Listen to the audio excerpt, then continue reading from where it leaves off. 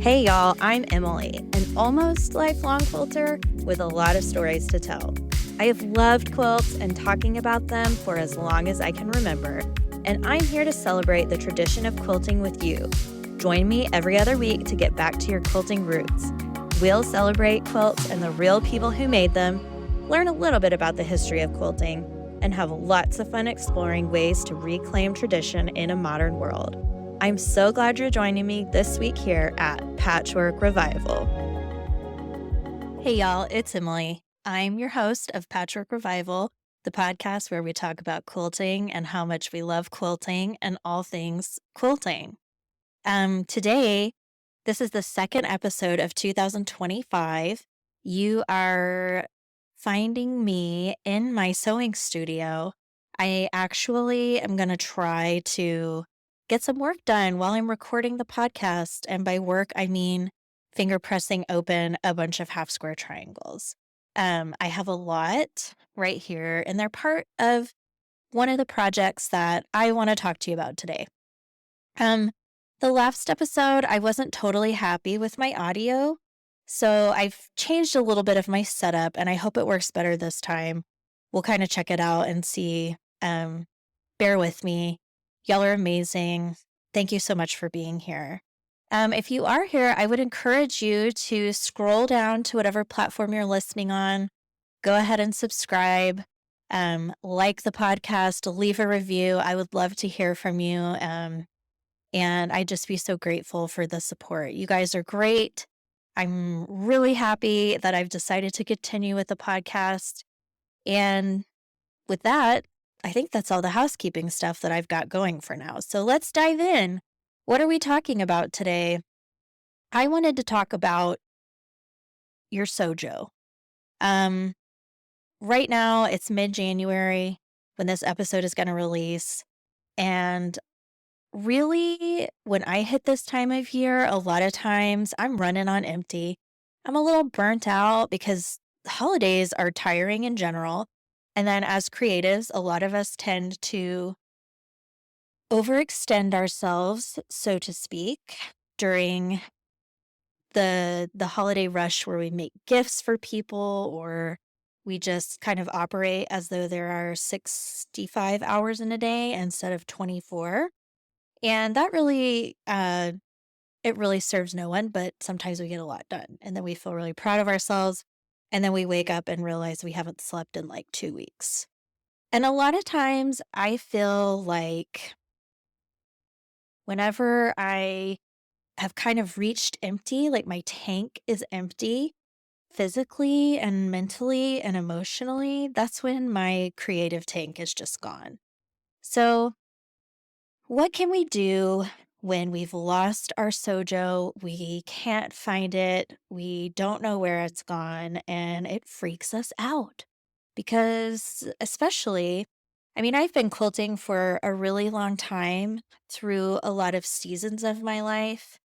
Um, some of the ones that come to mind are I quilted, as a kid and then in high school and stuff. I know, super cool. I was like a middle schooler and a high schooler that was like quilting.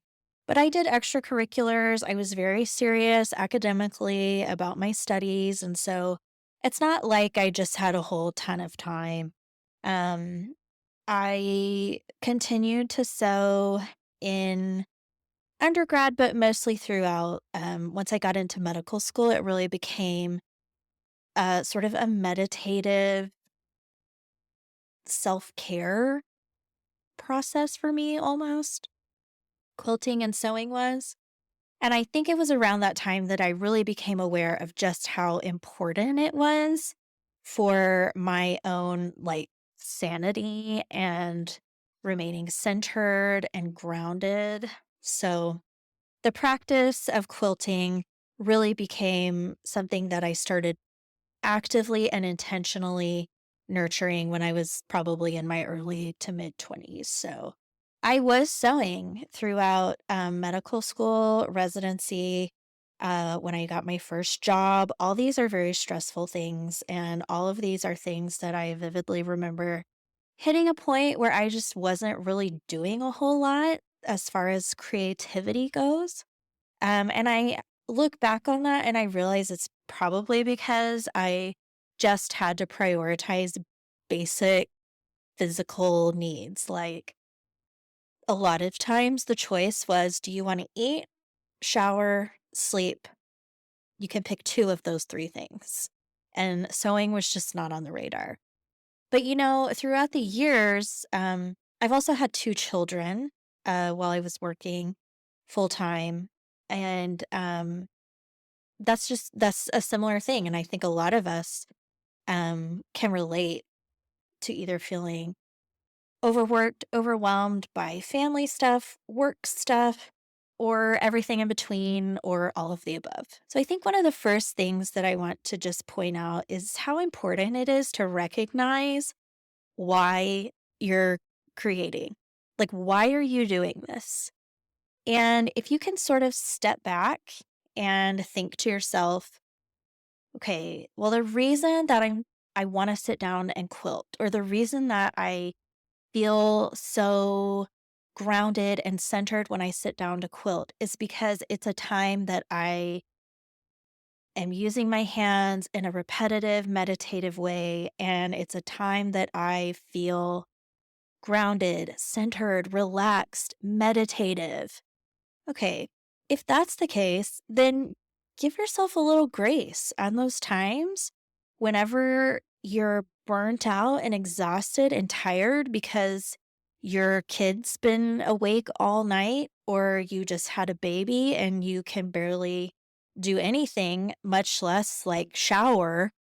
Um, it's okay to have times in your life when your sewing practice might not be as vibrant as you're used to it being, or even that you want it to be. There are, of course, people who sew and make quilts and things of that sort for work. And I mean, I can't really say that I have a lot of advice for those situations, although I have a job that's very demanding.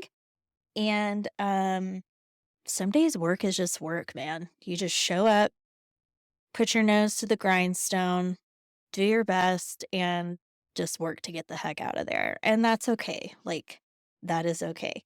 Maybe, you have a deadline and you're trying to get something done, even just, as a hobby quilter. Oh, somebody's birthday was next week and you were trying to finish this quilt and you've been like burning the midnight oil, burning the candle from both ends. You finally finish and you're ready to move on to that next project that you had in mind. And then you're just like, "Ugh, I don't want to set foot in my sewing space. I don't want to set foot in my studio." And moments like that can be a little bit disconcerting. But I think that just accepting that this is a normal part of creativity, it waxes, it wanes, it comes, it goes. It's just kind of a naturally cyclical thing. So when it's here, accept it. When it's gone, just kind of accept it, maybe expect it almost, and give yourself a little grace because usually, like I say, unless you're quilting to like put food on the table, um, it's okay to take a couple days off or to like not do that project you envisioned or whatever the case may be. Now, I will say in my life, quilting is a way for me to sort of process everything that's going on around me, the good, the bad, the ugly, the scary, the pretty, the fun. It makes me find time to reflect on what I'm grateful for. Um, Gives me a little time, basically by myself alone, as an introvert, because I am introverted and I have to have some time to like recharge and re energize, basically. So there are times when I'm like kind of noticing that if I've neglected, you know, the parts of my creative practice, like sitting down and sewing or something like that, because I've needed to catch up on sleep or I've needed to clean the house or I've needed to give my kids attention because they're sick or I just have felt pretty bad myself and, basically had to hibernate through the first trimester of my pregnancy. I do notice a nag. I start feeling a little nag that's like, boy, you sure do seem crabby. Boy, you sure could use some time to yourself. Why are you being like this? And a lot of times it's because I'll recognize, oh, I'm getting a little anxious. I'm getting a little kind of pent up and burnt out on not having had time with myself because I haven't been in my sewing room. I haven't been sewing. I haven't been quilting. And so a lot of times in those situations, I kind of experience the other side of the coin where I'm like, okay, Emily, you have got to figure out how to make some time for yourself to do what you love. And for me, that's quilting, amongst other things, but um, we're talking about quilting here. So we'll go with that. So, in those moments, it can be really daunting to step into your studio and think, okay, well, I've got to get my attitude straight. So, I've got to get in here and find something to do. But I just don't know. Like, my creativity is dried up, or I don't have fabric for something, or whatever. That brings me to telling you about this project I'm working on right now. So, what I'm working on right now is a very basic quilt idea that I had. It was inspired by a photo that I found of my grandmother and then my dad and his sisters and his brother when they were younger. And they're all spread out having a picnic on a quilt that was all made of like scrappy half square triangles. And it's a black and white photo, so I don't really know what that quilt looks like. I don't think anybody specifically remembers that quilt, but I know my mama's style, and I felt like I could almost visualize that quilt. And so a while back, I decided, wow, I want to make that, but I'm going to put my own spin on it. Like, I'm going to use some 1930s reproduction fabrics that I have that I bought a long time ago when I first started quilting, and then kind of got them because I knew, like, I don't know, my grandma uses fabric like that. So I guess I can use fabric like that. But obviously, my style has evolved over time. If you follow my work, then you know I really like a lot of neutral colors, not these like primary happy-go-lucky colors that are in 1930s reproduction fabrics. I sew a lot with wovens, stripes, stuff like that. So I decided to pair these really bright, happy, scrappy 1930s repro fabrics with a neutral stripe and then some Kona ice peach that I have, along with like a vintage orange, like a dreamsicle almost colored gingham. So I had to put some of my grandmother's fabric in there. That's where the gingham comes from, because it's a quilt that honors her and my memories of her. So, um, I basically have made this as a scrap quilt. So it's two at a time, half square triangles. I make 16 of each pairing and then I sew them in a row of 4x4. It's a lot of just prep work, marking your diagonal lines, just chain piecing them through your machine, trimming HSTs. When they're just individual half square triangles like this, I just finger press them open. That's what I'm doing now, actually, as I'm sitting here talking about this. But all this to say, this is a very foundational, fundamental, sit down and just do stuff. Like, get your hands busy, get your hands moving kind of project. I probably started this, oh my gosh, 9 to 10 months ago. I mean, it could even be a year. I can't remember. But the bottom line is it's so basic that I can put it away and pull it out and know right what I need to do. It's not like some super complicated project where I'm like following a pattern, having to label 1,000 pieces. Then I get back and I'm like, oh, what was I doing? Where was I? Because I have some projects like that that I've put away and I don't know how I'm ever going to get back into them. That's almost more daunting than it was to start a project.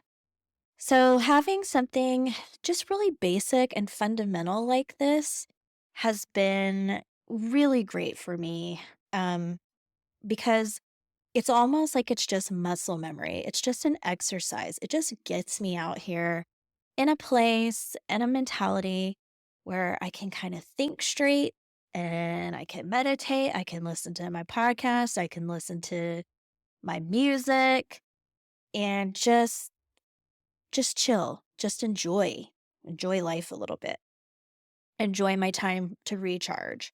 And then inevitably, that will make me feel inspired to do something, to start a pattern or um, maybe jot down some design ideas or start talking to myself, put myself on camera. I clipped my microphone.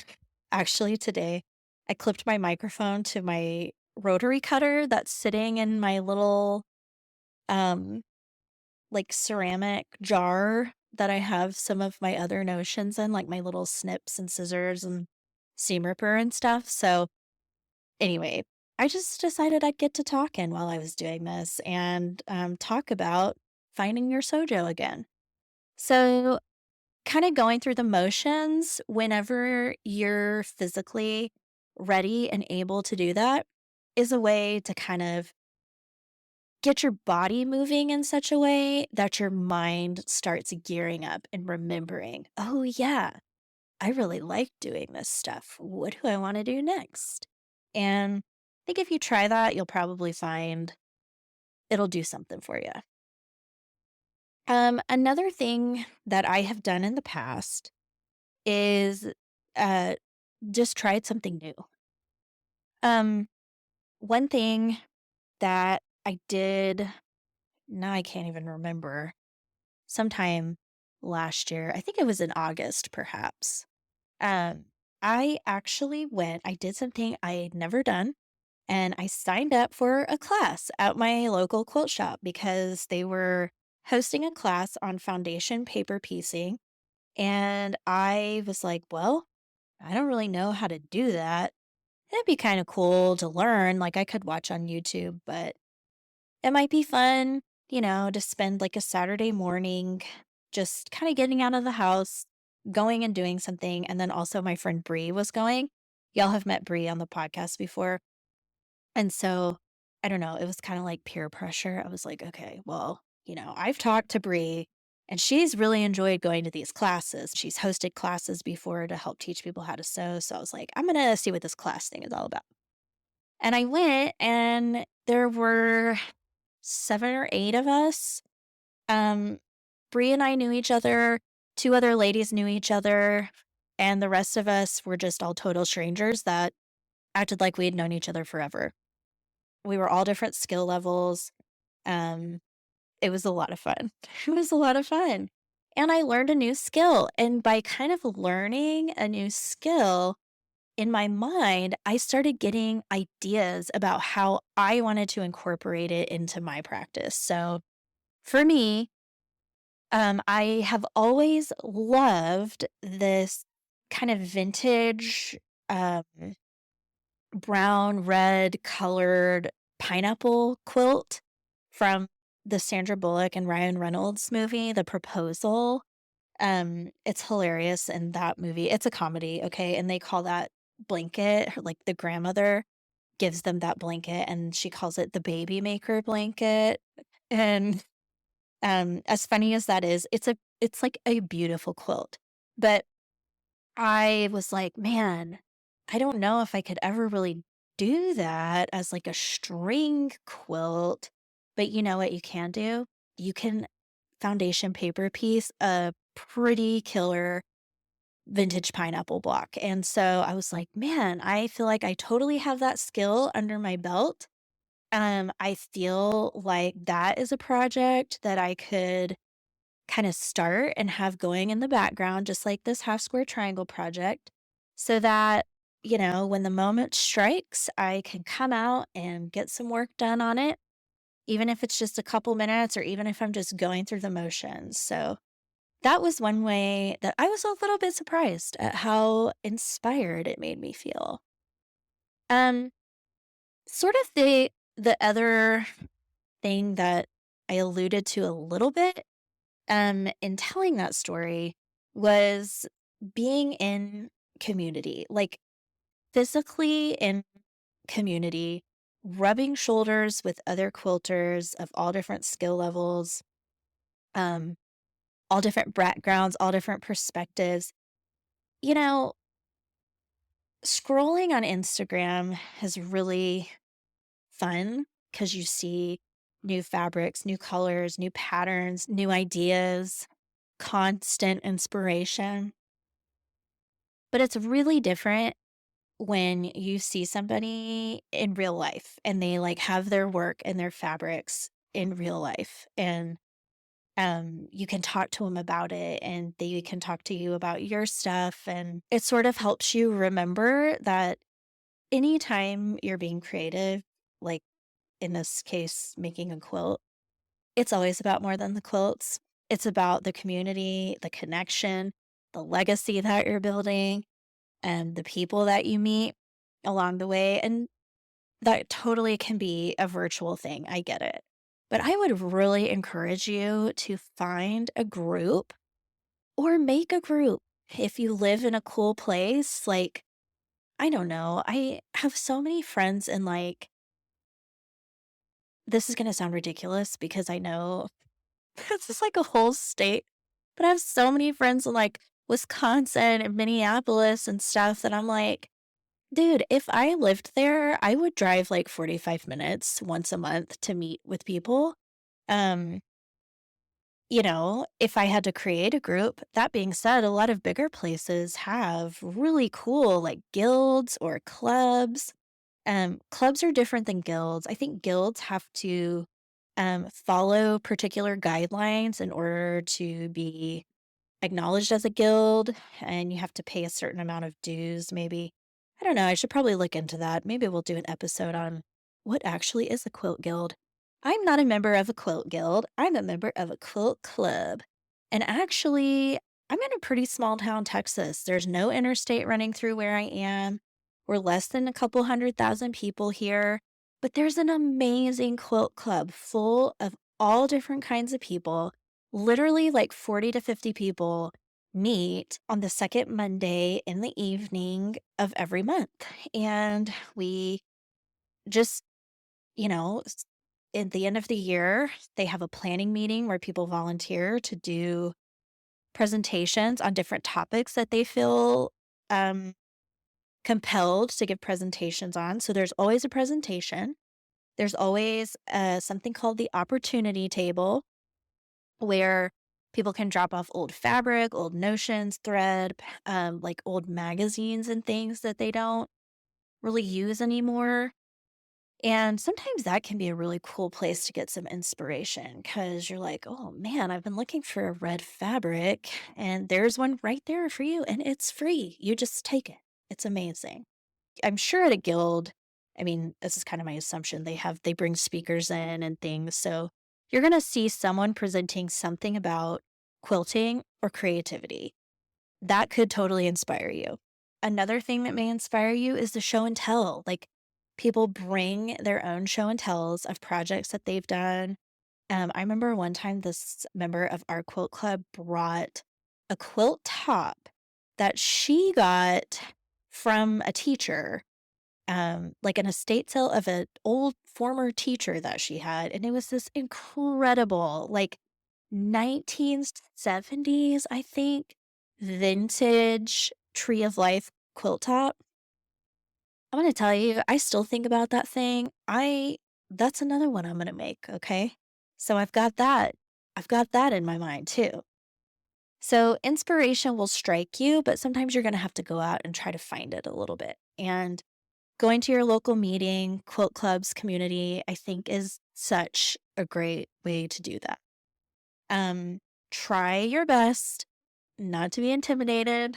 A lot of quilters are introverted, y'all. It's not just you.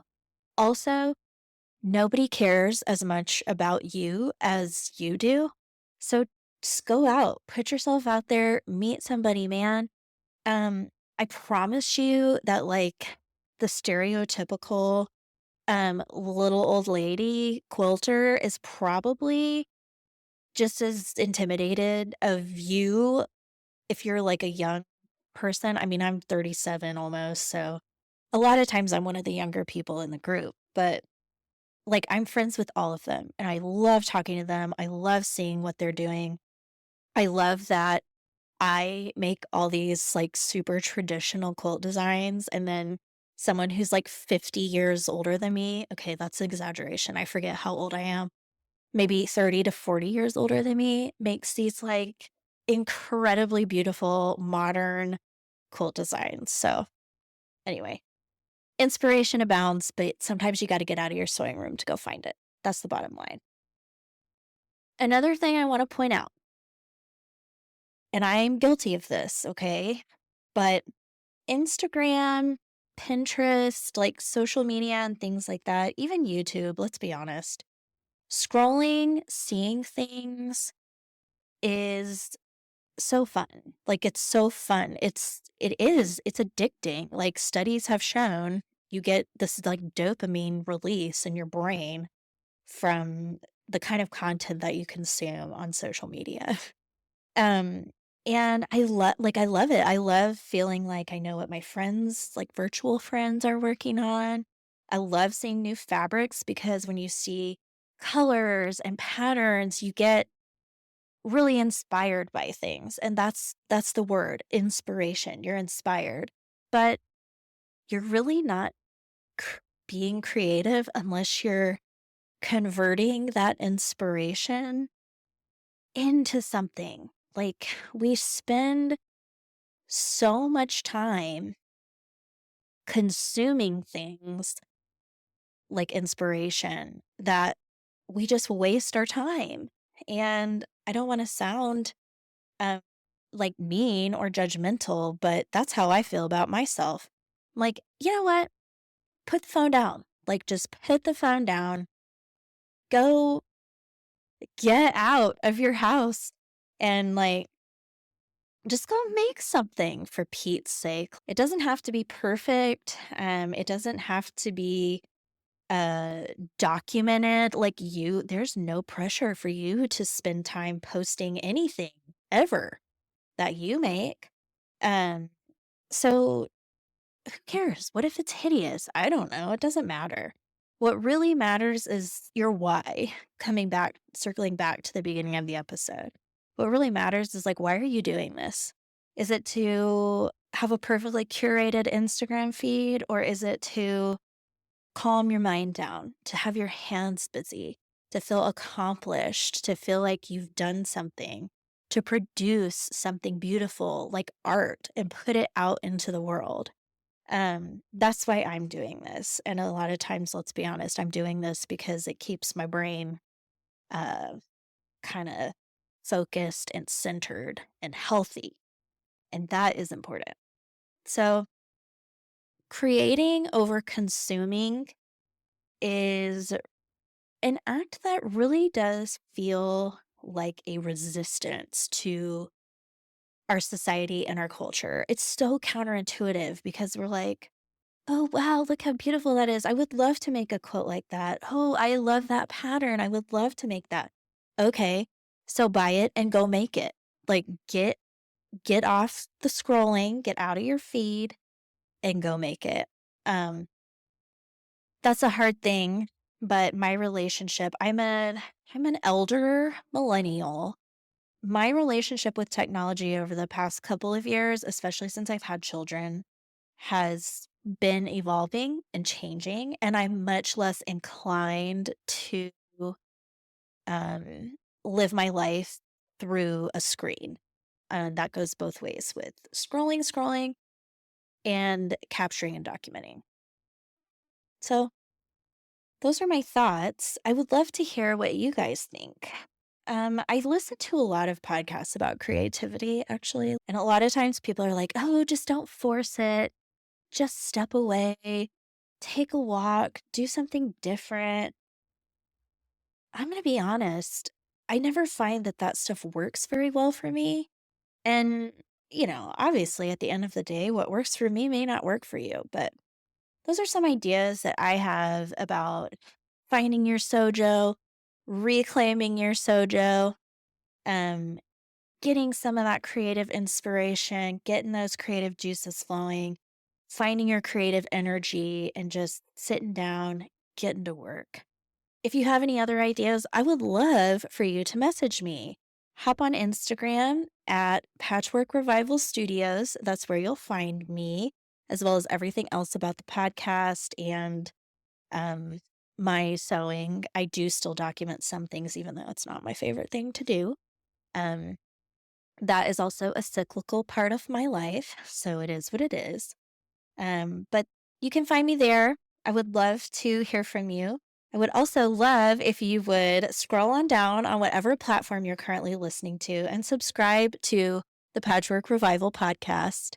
That way you'll never miss an episode and you'll be supporting the podcast, which would make me so happy, and I would be so honored if you would choose to do that. Thank y'all for being here. Leave a review if you would like. I would love to know what I'm doing right. I'd also love to know what I could be doing better. And the only way I know that is by getting reviews from you. The other thing to keep in mind is that anytime you rate or review or subscribe to the podcast, you're helping send messages out into the world that say, we like this podcast, keep it coming. And so it'll be presented to people differently, like more frequently on their feed. And that'll help the podcast grow, which would be amazing. Anyway, I hope that this episode has helped you sort of find some focus, kind of get some ideas on how to find your SOJO if it's been lost over the holidays. Remember, there's no pressure, and it's always about more than just the quilt that you're making. So have fun, be kind to yourself. I can't wait to see you guys next time. Bye, y'all.